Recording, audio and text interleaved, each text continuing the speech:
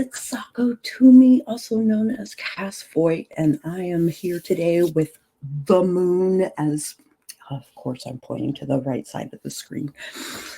Welcome to our first episode of the podcast Sako and the Moon. Number one. We are self-published horror authors that will talk about craft and like what that means really, and we'll be showing off our friends and showing off what we know and sharing it with the populace. It will be great fun time. Today we're just introducing ourselves.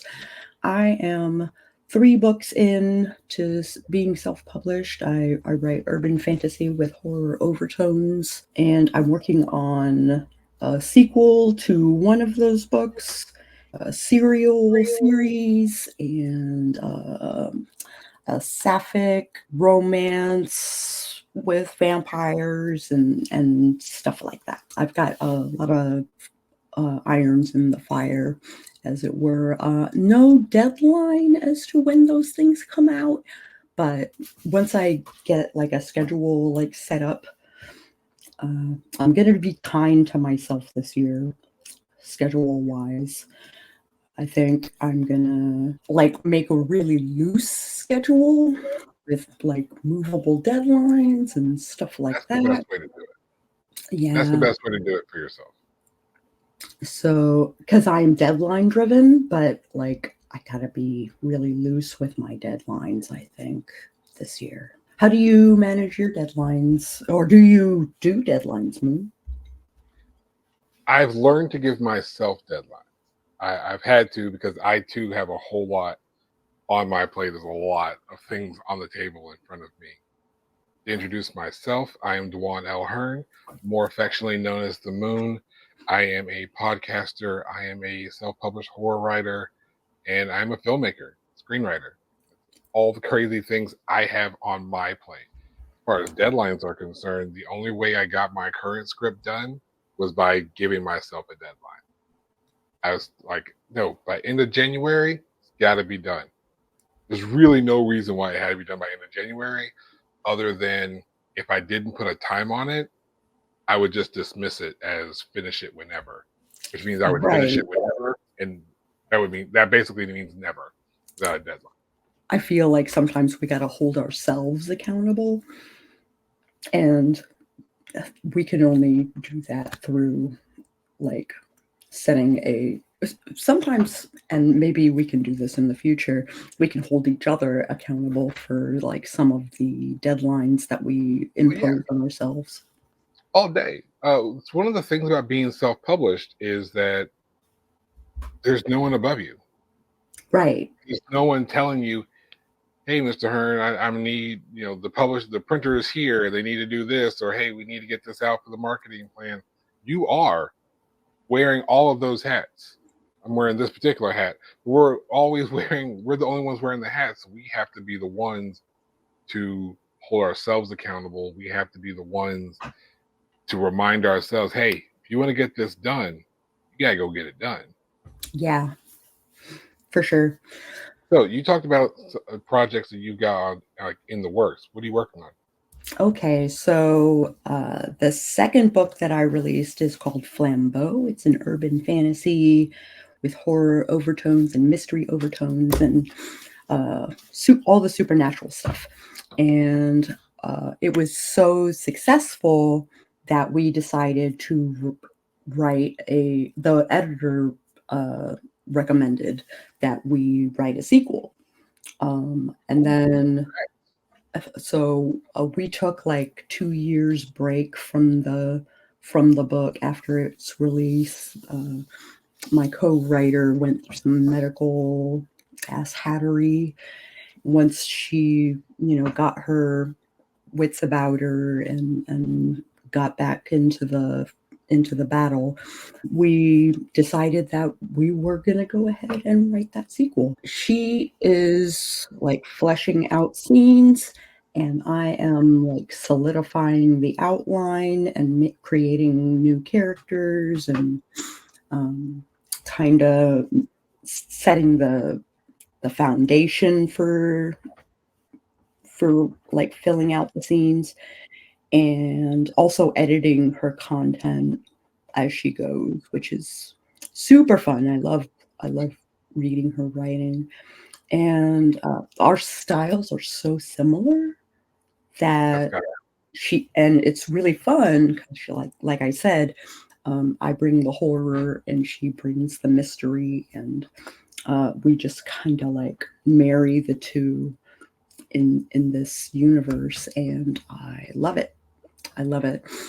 And I love all the characters that we create, which is alien. Usually I have like some weak characters that maybe I want to, omit from the storyline, but now I have these vampires that like a group of elder vampires that I want to like weasel into the story as early as possible. Gotcha. So that's super fun. That's where we are with that. I'm also working on making a serial where I originally had a 6-book series with a bunch of like short stories and stuff for the Damned Hitman, which is my mage character, and the evolution of that mage character, which was a 5-year game. So I'm like transcribing what happened in game and kind of like reimagining how that stuff went down. It was a family game, like a RPG. Gotcha. My brother was the GM. My mother, my father, my sister, and myself, and a couple of friends. We got together every week and we played this Mage the Ascension game. I'm changing some terms and kind of putting it in our own universe rather than, like the WAD, intellectual property universe. Naturally. Not that I couldn't sell content with their intellectual property, because they have a label that they call Dark Pack, where you can sell your fan-made works, but you have to do it in their store. Right. Which is great. It's super awesome because that's where my target audience is a bunch of GMs and players and stuff like that looking for content for their games. So I'm thinking of revamping some of the older modules, like the DC by Night stuff. I rewrote DC by Night so that it was more updated and filled it up with denizens of the dark. I'm really excited about it, and it kind of like evolved from DC to Richmond. So I developed Richmond as a module as well,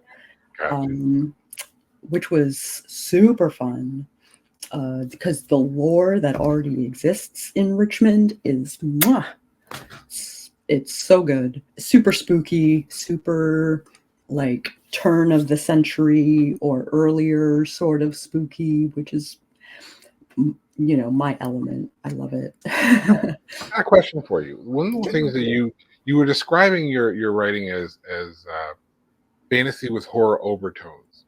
One of the things about me and my horror writing is I always worry if my horror is going to be horror enough for horror fans. So how do you gauge your horror elements in your pieces so that it actually qualifies, at least to you, as horror? I'll tell you what I do.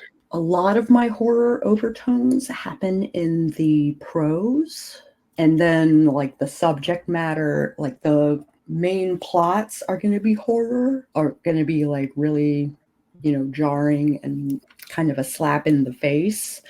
And then I kind of like sprinkle in stuff in my prose to kind of like carry it. But it's mostly supernatural, like mystery, supernatural, paranormal fantasy.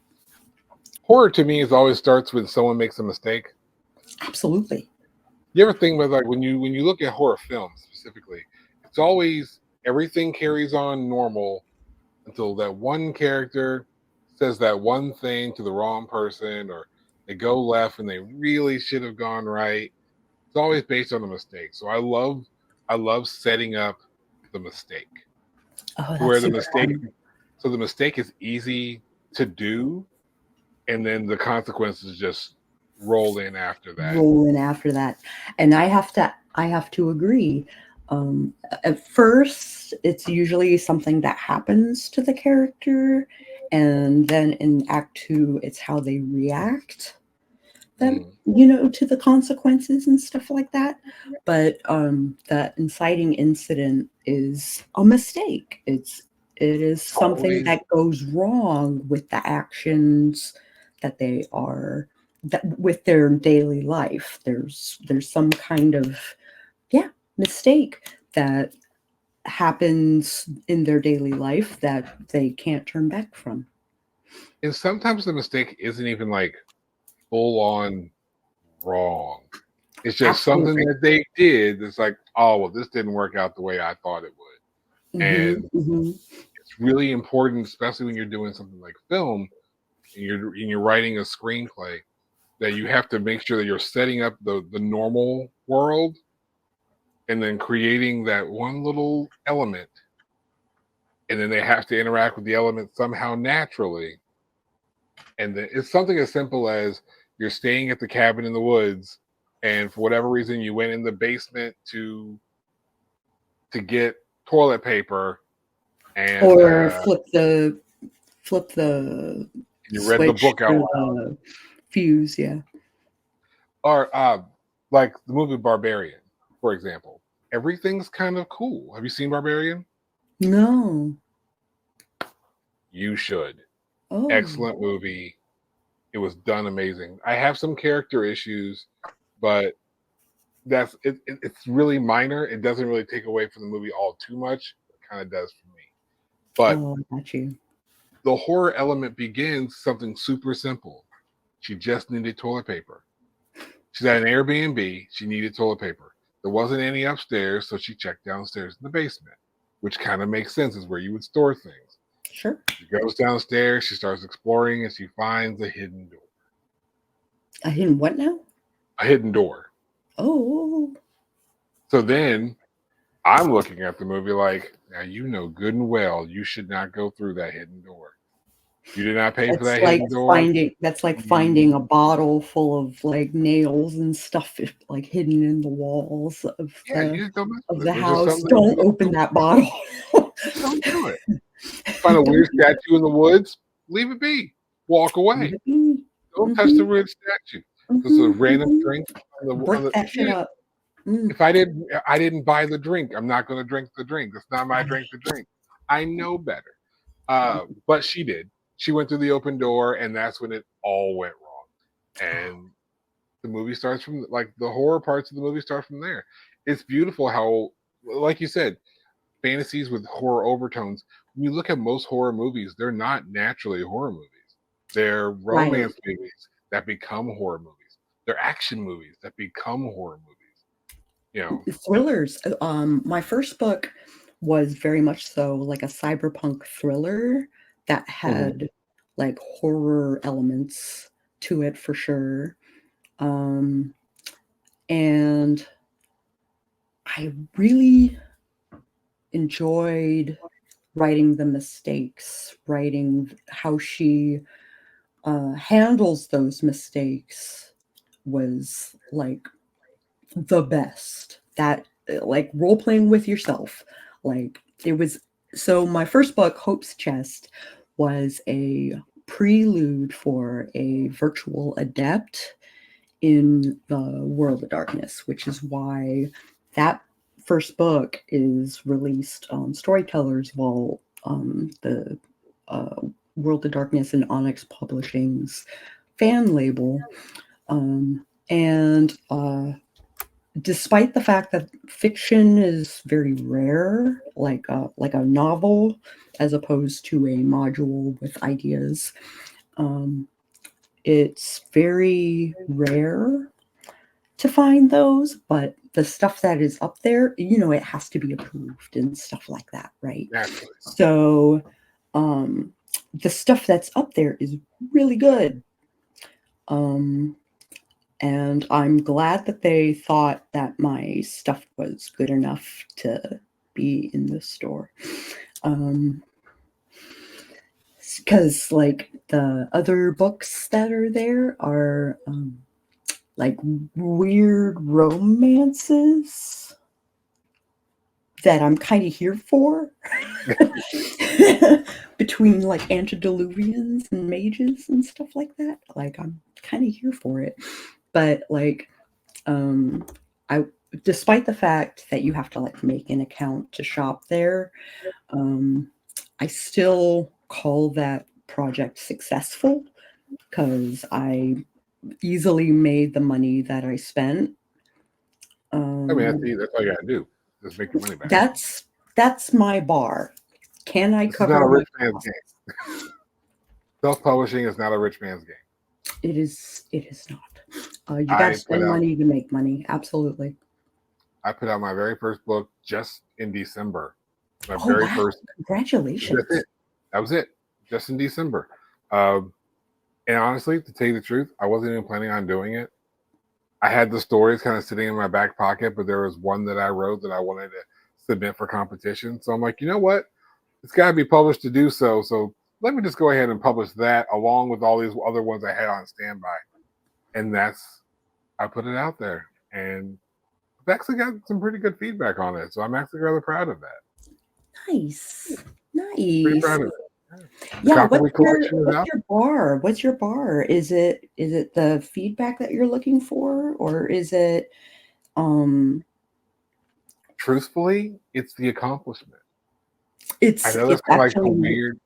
It's kind of weird to say. Like I'm clearly not doing that part for the money.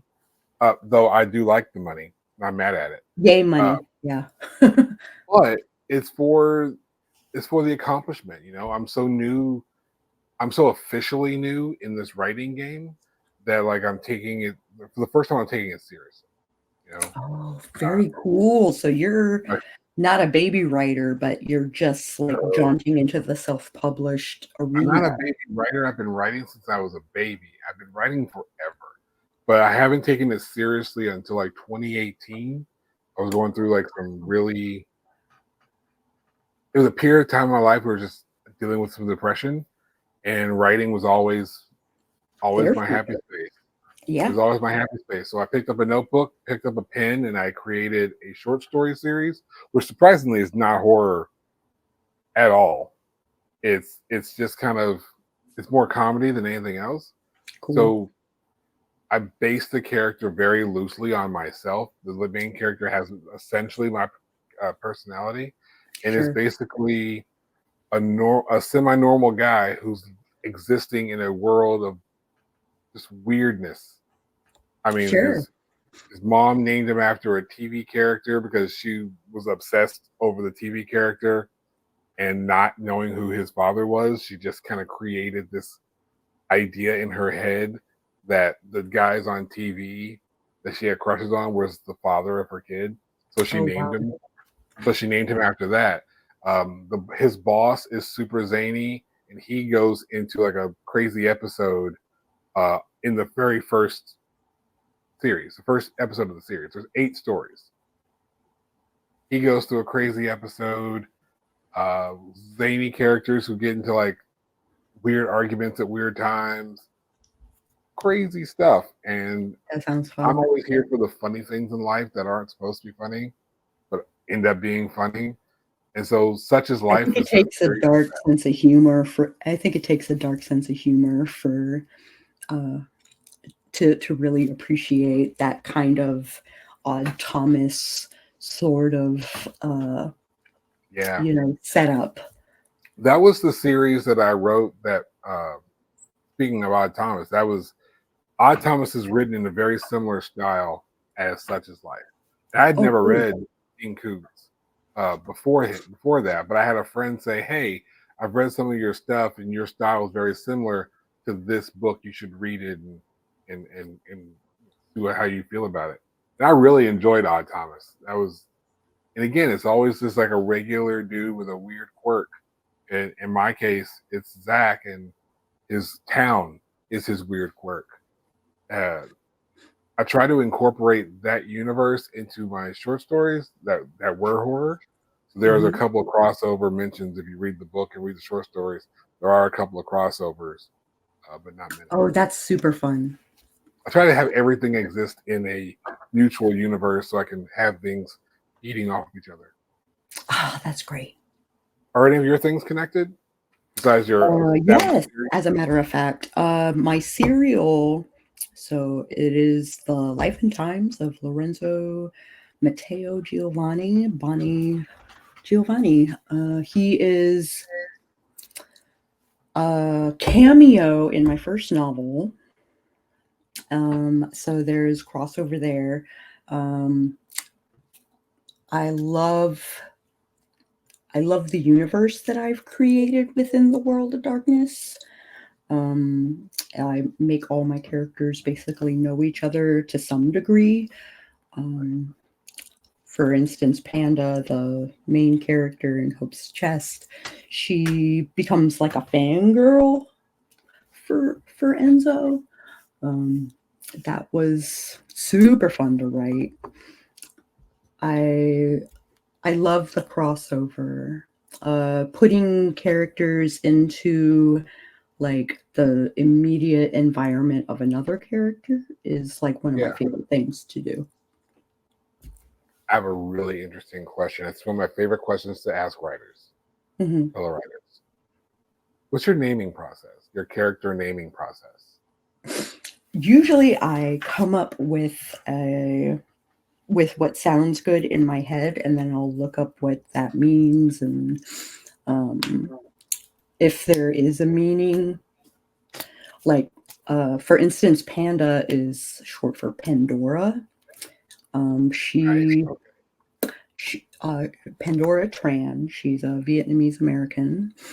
She is a hacker, a white hat for hire, basically. And then one day she gets a black hat handed to her. That's the mistake. She takes the black hat.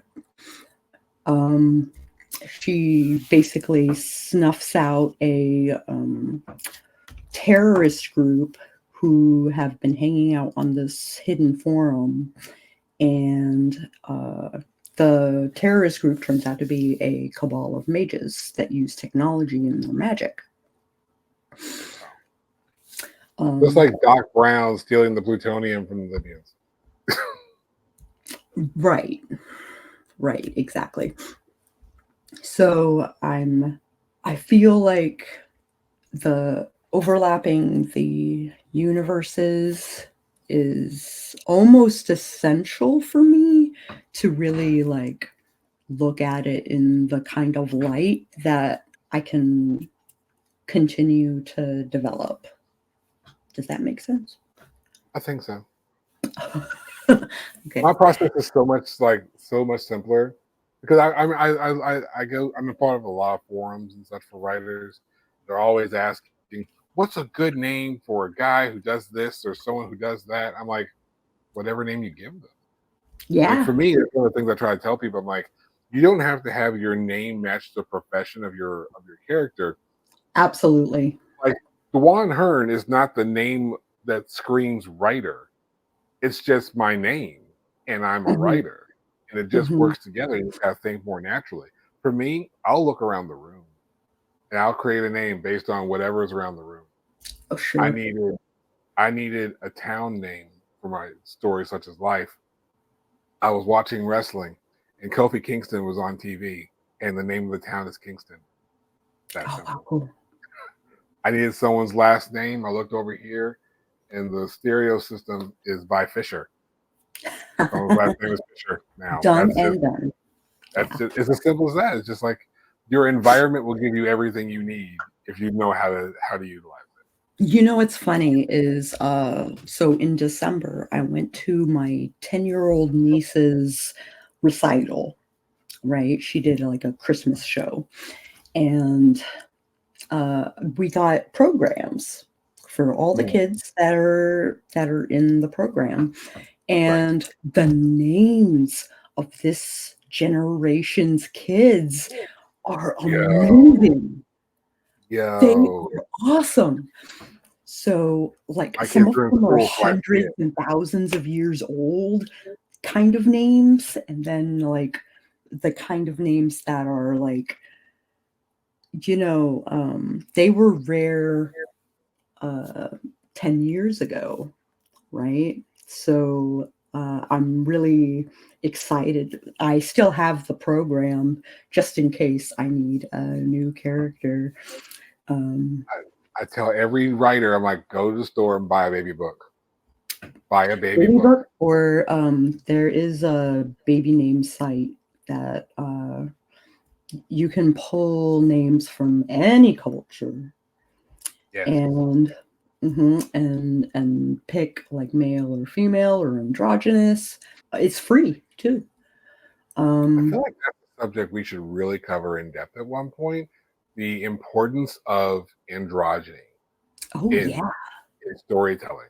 Because, keep all your political stuff aside, the beauty of androgyny just allows you to create a character that is free to expand beyond the reader's preconceived notion. I believe That I gives have. your reader so much space to enjoy it because your character now has a whole free world to exist in. In the sequel to Flambeau, Delphian, the themselves is Kyler. Kyler is binary. Like he, uh, he, they are They're non-binary, very. They are not male. They are not female. They are the third non-binary. gender, basically, right? It's not that they are genderless. It's that that obtuse gender that It's kind of like exists that in gender like fluid space. Thailand and Vietnam and like that India. There's that third gender, which is androgynous. It's not male, it's not There are female. so It's many cultures that people don't realize fully acknowledge the idea. I think there's a layer, and I could be wrong about this, but I think there's like a sect of Judaism that acknowledges like 10 or 12 different genders. Native cultures, even Native American cultures, recognize so many more than just the typical binary. And, it gets so politicized, but I don't like to really hang in that. It's more of a cultural thing. There is a cultural element to it. If we just expand our knowledge, which the beautiful thing about writers is we know so much about so much for no reason. Because we research our papers, we're like, I have a character that's going to go fly to India. You mentioned India. I'm going to have a sure. fly to India. What's the name of the airport in India? Absolutely. What's the average travel? Then the rabbit hole comes in. What's the And then the average rabbit travel? hole comes If in. they land in that airport, is my character going to be? Is it going to be a wide open airport? Is it a small airport? Is going to be a whole lot of people? Are the people going to be friendly? Are they typically, what is my character going to be encountering? And so many of these things are important in that character development. You have to do that research. You just got to know. Because your readers are Absolutely. smarter than you think they are. And what's to say like just showing up in India could be the mistake? Could Could be. be the inciting incident. It could be a certain time of the year and you're interfering or you're interjecting yourself in a cultural situation, Absolutely. or could be anything. I didn't mean to interrupt the thing about Kyler, but it's just one of those things that like it really like this is something that could really be drawn out in depth because this really is an importance to androgyny and names and allowing a name like Dylan to be male or female. I just finished a book where Dylan was a girl's name. It threw me off because in a book you don't really know that up front until you get to someone referring to a he or she, and then you understand where to place it kind of in context of things. But I just read that story and it just made me think about that. I actually have a character that I just created based on someone that I knew. little known fact about me, I'm also a suicide girl. And one of my sisters was named James. And I thought that was amazing. It's crazy, right? Like, they were very androgynous and they went by the name James. And it fit. I have a friend and her middle name is Michael. Yeah. I have a friend with the same deal. Yeah. I wonder if it's the same person. It's doubtful, but we'll talk about that after the show. Okay. We'll connect. Sure. But yeah, it's just one of those crazy things. Like, oh, fun story. My name, Dwan, D-W-A-N. When I, long time ago, back in the age of MySpace, long ago. I'm trying to find, it's not a very common spelling of my name, so I looked it up. All women.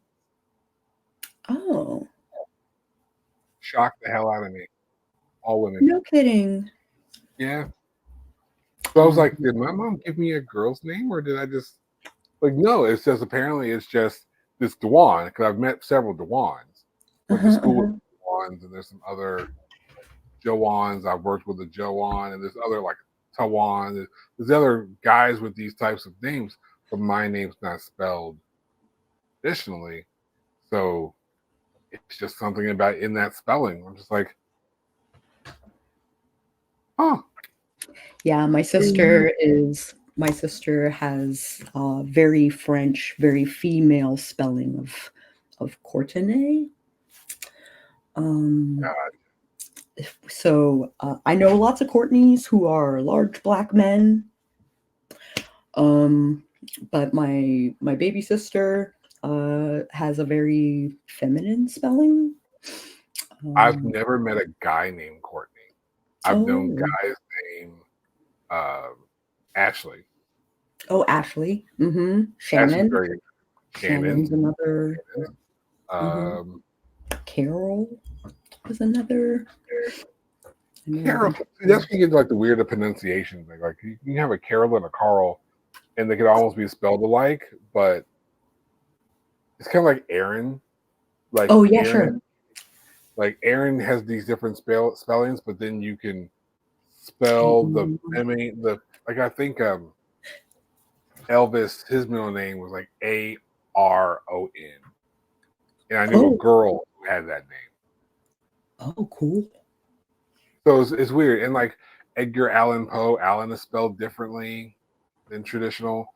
So it's a beautiful thing, and you add depth to your characters by giving them something as simple as a quirky spelling to their name. Sure. My name, Sako, is technically short for Fusako. It was my grandmother's name. Awesome. It is the name on my birth certificate. To me is a gag.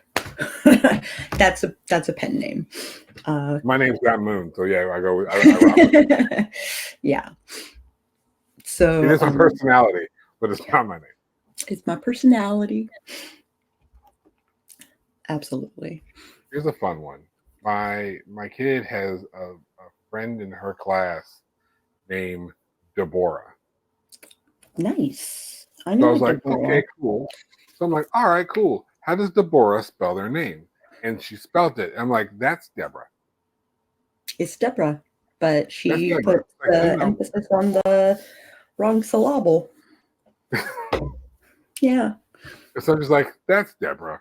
It's like, nope, it's Deborah. I'm like, nope, that's Deborah. And of course, I'm joking with my daughter. And of course, we would respect all these names. Yeah. But I feel like if you're going to have a name that is spelled in a traditional sense, you got to change something up, throw an accent on there somewhere, change a vowel, capitalize and put a capital B in Deborah, like something Deborah. Aura, yeah. Aura, right. So, something else, an apostrophe in there somewhere. Mm-hmm. Keep it like traditional and then pronounce it differently and then get upset when people say it wrong. Like, Right. nope. There's a line there. There's a line there. You can't be mad. Can't be mad. Like, so, like, no, my character's name is pronounced, but like that's not how you spelled it. That's not how you spelled it. That's not how you spelled it. So don't get mad at your readers or your narrators, your audiobook. That's an important thing. You gotta remember about your narrators. So when you start going to the publishing area, not everyone reads physical books. Yeah. I'm an audiobook guy. Mm-hmm. So I mean, what ends up happening is I buy books twice. I recently bought a book, This Wretched Valley by Jenny Kiefer, and I physically bought it, and then I bought it on audio so I'd actually read it. Oh, sure. So, because I get busy, you know, I talk about all the things I do. Not just that, but you want to support the author and. Oh yeah, so I'm buying stuff. Oh yeah, and I've actually met Jenny Kiefer, sweet as can be. She's actually really, really cool to talk to. She owns a bookstore, a horror bookstore. Oh, cool. So, yeah, so her website's literally horrorbookstore.com. Oh my gosh, I'm gonna look that up right now. So if you go to horrorbookstore.com and you find This Wretched Valley, I say buy that book. That's the book that has the character named Dylan. So there's a book rec if anyone wants a book rec. Oh, Butcher Cabin Books, is that it? Yeah. Mm-hmm. There's a physical store right here in Louisville, Kentucky. Oh, it's beautiful. It is really tiny, really homey, but it's a really, really, really and good it's little right book next store. to the Fat Rabbit, which is super awesome. And if you go to that street, there's an oddity shop that sells. Actually, you would love that oddity shop. They sell all kinds of witchy stuff. There's like all kinds of things. Huh? Metaphysical shop? It's called an oddity shop. They refer to it as an oddity shop. There's some other oddities. In there. There was a human skull in a display case, like an actual one. It was painted, but an actual one. I said an oddity shop. Oh. You know what? Let me know when you're in town for the convention. I'll swing you that way. I should be there that Wednesday. That Wednesday or Thursday, I'll slide you down that way. Yeah, sounds great. It'll be a little bit of drive from the convention, but you know what? We can go ahead and talk about the convention while we're here. That's where we met. That's a great idea. We met at the Imaginarium convention in Louisville, Kentucky. It takes place in July, and it is a wonderful home for creative people. Creative people, specifically people who want to start taking writing seriously. Yeah, that's what happened with me. I started going in 2021, and by the end of 2023, I have a published book. I won an award for a screenplay, and we filmed it. So that's amazing. Yeah, Holly and Steven, the people who actually like make this a thing, are amazing in their own right. Have their own publishing company and their own podcast. We'll have links to all that stuff in the description. And we'll get Holly and we'll get one of them on the show. That'd be great. Oh yeah, absolutely. I'd love to have guests on the show to just kind of pick their brain on their writing styles and such. Have people join the conversation. Yeah, absolutely. It's not even just writing like physical books. Like they have spaces for poetry. They have spaces for podcasts. They have spaces for music. They always do like a musical show at the convention. That's right. It's an incredible space. Yeah, I always feel encouraged after being there. Yeah, I am a panelist and a workshop lecturer, I believe. I will be a panelist also this year. Wonderful. Hopefully, possibly, we'll be on the same panels. We might. There's one panel I know I'm going to be on because it was my idea. Oh, okay. There's going to be a professional wrestling based panel. Oh, I think that's brilliant.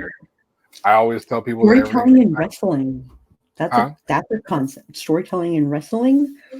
Wrestling is the greatest form of theater. It is literally the greatest form. Like every element of anything you think about creatively, it's done in professional wrestling. If you watch Yeah. if you watch enough professional wrestling, you will have your hands dipped into literally any kind of focus. Music, the impact of music on an audience, the impact of music on a character, presentation of a character, perception of a character. You mentioned one thing earlier that actually made me think about professional wrestling. It was how you have one character entering another character's space. One thing I love about professional wrestling is that everything surrounds the development of a character. Each wrestler is charged with the development and portrayal of a character, even if it's a fictionalized version of their natural selves, Sure. like a Cody Rhodes, for example. Sure. He's just a fictionalized version of his natural self. Or The Undertaker, who's clearly not magical. Kane was not, the devil's favorite son. They don't have magical powers to make lightning fall, and they can't be really buried alive. But they're fictionalized characters. And what you have in any particular wrestling match is one character from a story, their story, interacting with another character from a story, their own their story. Right? And then now there's like a third narrative. Now this lore has to compete with this lore, and it's like, how does this guy compete up against this super powerful demon character? Like, can he beat the demon character? It's a demon character. Can the demon character be beaten? It's all scripted. Yes, it's all fictionalized, but at the same time, that's the beauty of creativeness, right? Taking something fictional and portraying it in such a realistic form, you get lost in it. I think it reminds me of a match that had that element to it. It's like lore versus lore. It was Brock Lesnar. Thank you. Brock Lesnar versus The Big Show, and they clashed in the ring, and they broke it. They broke the ring. Superplex, yeah. That is the infamous superplex spot. Yeah. You have two big meaty guys, and they go to the top rope and they do a suplex, and upon landing, the ring falls apart. Yeah. I think that was a really great example of lore versus lore, and a whole third narrative popping up because of it. Yeah, because now it's like the strength, the power, the size of these people. It's like it all plays into not only that particular story, but any other story they interact with from that point on. The beautiful thing about professional wrestling is like if you read a book, just any book, pick a book, you've got a character in it, Bob. At the end of the book, that's the end of Bob. At the end of the series, that's the end of Bob. Here in professional wrestling, in that particular space, these characters, their stories continue with every single episode, every single rivalry, every single connection that they make through the rest of their wrestling careers. It even transitions if they change companies. Because we still recognize the character as an individual. So if they have a past, like a group they were a part of, or a tag team they were a part of, they're still connected. Even when they change companies, change names, it's like, we still know who you are. And you did that thing that one time. We remember it. So let that person come into the other company as well. It's like automatically trying to put one and two together. It happens all the time. It's happening literally right now in AEW. Not to turn this into a wrestling podcast, I already have one of those. But you had these two guys who were together. They were Edge and Christian in WWE. Oh, I remember them, yeah. And then one left the company. They both got injured. One went to a new company, AEW. He's Christian Cage now. And the other guy now goes by his real name, Adam Copeland. But now, are those two in a storyline together? Of course they are. because they were this legendary tag team that you're going to put them in the same company together. They have to interact, whether they partner together or whether they work against each other. They're forever connected. You know? I love that concept, and I wonder if I suspect that they handle it better over like a 30-year career than say Yeah. Rogue of the X-Men, right? Where Yeah. there is all this conflicting lore over a 30-year career that so if I try to read through the 80s and the 90s for Rogue, Right. there is a lot of stuff that like they set a bar in the 60s or in the early 80s, and there's something that like breaks the lore, Yeah. and it It's a drives me very bonkers. I think they're trying to appeal to a new audience, they do whereas that. They do that with whereas retcon.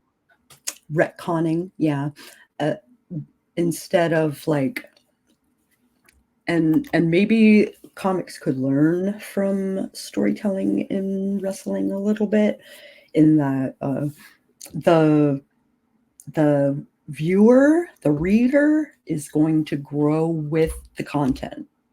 Yes. Right. That happened using Edge and Christian as an example. When they Mm-hmm. first started, they were introduced as brothers. And so Oh, they played brother. into that. Yeah. They played into that for a while. Eventually, it kind of falls off, and then you kind of. But then it's like, how does it play off? Do you all of a sudden are they no longer related in a way that? Okay, so if you look into horror, to bring us back to horror for a moment, when they just redid the Halloween series with the brand new trilogy, Halloween Kills, and Halloween Ends. Right. So Halloween 2018 is a direct sequel from the original Halloween movie. I love it.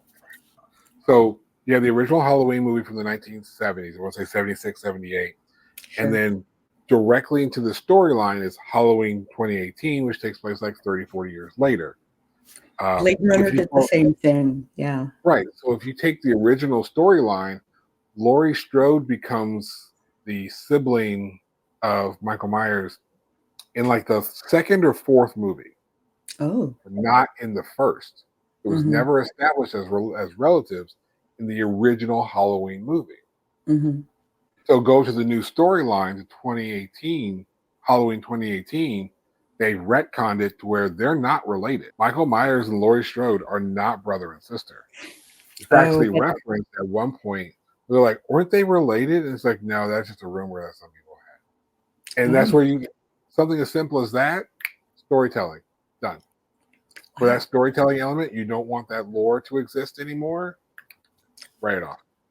Same thing they do in wrestling. They do it in other medias. I had an example and just lost it. Oh, Star Trek. Oh, great example. So the newer Star Treks that they did, Star Trek Beyond, and Star Trek Into Darkness, that trilogy, in that very first scene of that very first movie, they had a time traveling element where someone came in and intervened in the typical Star Trek timeline. And so what they established in that movie is that, hey, the timeline has been altered already. So what would have otherwise happened, i.e. the lore we're familiar with for the last 50 years, no longer exists in the timeline of these movies, which is so smart because it gives the writers of those movies room to breathe. You don't have to do the same thing that happened in Star Trek: The Motion Picture and Star Trek II: The Wrath of Khan. You can tell a Khan story without telling Wrath of Khan. Right? Absolutely. That gives the writer a lot more freedom. So that beautiful thing that writers do is they find space to throw their own hands into preconceived notions, into pre-established histories, and it really gives us a framework that's familiar to the reader, so it's less work on the writer. but it also gives space for the creative to be their creative selves. Fan-made works, Perfect. fan fiction. When I was a teenager, I lived in X-Men fan fiction. That was my element, and vampire fiction, but mostly comic books, like to novel form or serial form. And there was one piece, took me a week to read. Like, I would read it before school, go to school, come home, read it for the rest of the day, and rinse and repeat for a week, and completely consumed me. And it made me cry. It was Psylocke and Archangel, and Archangel got the legacy virus, and what that meant to their relationship and to the X-Men as a whole. And it was amazing. And I struggle to find serials that had that impact on me. As a horror writer, specifically horror writer, I want to get an emotional response out of the reader. Yes, that's like crucial tip number one for any horror writer. It's about all of the emotions, not just like one particular emotion. Like maybe in romance, it's like different levels of how much do I love you. Oh, you did a thing, I love you this much. Oh, you did this thing, I love you this much. Still a variation of love. In horror, we have to dance and play with all your emotions. Yeah. We need to make you happy, make you sad, make you angry. We have to make you feel unsafe, make you feel secure. We have to do all of that and then scare the hell out of you. What I love doing is making my antagonists relatable, right? Yes. No one thinks they're the bad guy. And more importantly, they don't think they're the bad guy. They don't think they're the bad guy. And they kind of spend the book justifying themselves to the reader. So the reader kind of comes to terms with the feelings. I would make a similar reaction in that character's stead. And that is my goal as I create antagonists. Making your antagonist sensible, reasonable. You really want to like throw the reader off. Make the antagonist right. Make them right, and then you're stuck like, well, wait a minute, you're the bad guy, but are they the bad guy, or are you just hearing it from the opposition standpoint? Right. And that's the beautiful thing about horror. We open the door to so many different levels, and the fact that horror has so many subgenres, it's just it's such a beautiful space to live in and to work in. The creation of the justified villain it's delicious. Yeah, it really is. It's so much fun. Super fun.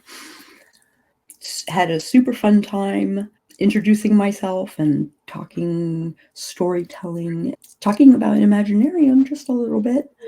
I'm looking forward to Imaginarium in July. It's going to be a super fun time. And yeah, should I do like a traditional YouTube outro? Like, I mean, I don't see why not. Okay, if you liked this video at any point, I encourage you to hit the like button. And if you want to see more videos like this one, you can usually expect us to put up an episode every Sunday. You might want to subscribe and maybe even ring that bell on the off chance that YouTube actually notifies you when we go, premiere an episode. And if you think you are subscribed and I recommend you go and check, because YouTube has been arbitrarily removing people from the feed. So double check that you are subscribed and that you have. No. And we will catch you guys on the flip side.